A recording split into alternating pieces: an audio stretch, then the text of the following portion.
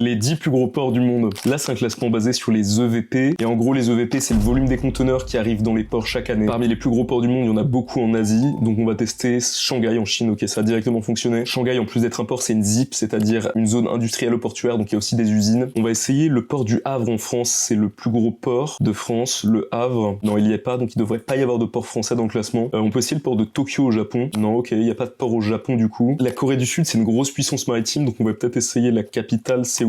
Non, ok, il y a pas Séoul. En même temps, je suis pas sûr que ce soit collé à la mer. Par contre, Busan, c'est collé à la mer. Ok, il y a bien Busan. Et c'est vrai que la Corée du Sud, elle s'en sort bien sur la scène internationale parce que c'est une puissance maritime. Faut pas oublier qu'actuellement, il y a un phénomène qui s'appelle la maritimisation. Ça veut dire que la mer et les océans sont de plus en plus importants dans le commerce mondial. Et du coup, la conséquence, c'est que les activités et les populations ont tendance à se concentrer sur les côtes. Et ça, c'est ce qu'on appelle la littoralisation. On va tester Shenzhen en Chine, vu que c'est une zone économique spéciale, elle devrait être dans le classement. Et elle est 4ème, ok, je dois même imaginer potentiellement 2ème. D'ailleurs, si t'es curieux de ces sujets et que tu veux aller plus loin, je te recommande d'aller voir ce que fait Edukfi et la Cité de l'économie. Leur but, c'est de rendre accessible à tout le monde ce type de concept économique. Ok, le plus gros port d'Europe, c'est Rotterdam, et il est pas dans le classement, donc ça veut dire qu'il y aurait pas de port en Europe. On va tester le port de Dubaï, parce que c'est un endroit stratégique qui permet de rejoindre les pays du Golfe aux pays d'Europe par le détroit d'Ormuz et le canal de Suez. Sauf qu'en fait, c'est une zone qui est pas mal perturbée par la piraterie, et du coup maintenant les bateaux, ils ont tendance à passer par le sud de l'Afrique, c'est-à-dire le cap de Bonne-Espérance, donc c'est possible que Dubaï n'y soit pas. Ok, il y est quand même en 9ème position. Il devrait y avoir le port de Guangzhou en Chine, dans le Canton.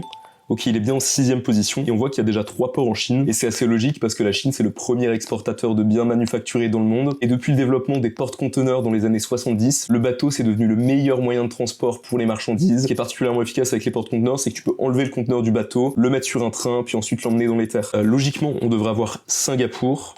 Je sais qu'il y a un port en Chine qui s'appelle le genre Ningbo Zhoushan, comme ça, non je sais plus tellement comment ça s'écrit, mais c'est un port qui est capable d'accueillir des énormes porte-conteneurs, et c'est vrai que les porte-conteneurs sont en train de devenir de plus en plus gros au fil des années. Les gros porte-conteneurs, ça peut poser problème, notamment quand il y a des naufrages, et quand ils transportent du plastique par exemple, ça peut causer des grosses pollutions. Ningbo Zhoushan, et c'est en 3ème position. En Asie, il devrait peut-être y avoir Bangkok parmi les plus gros ports, donc il n'y a pas que Bangkok. La Malaisie avec Kuala Lumpur, comme ça. Ok, il y a bien le port de Kelang à Kuala Lumpur en 10ème position, et les 2 derniers ils étaient en Chine, donc ça veut dire que parmi les 10 plus gros ports du monde, il y en a 6 qui sont en Chine.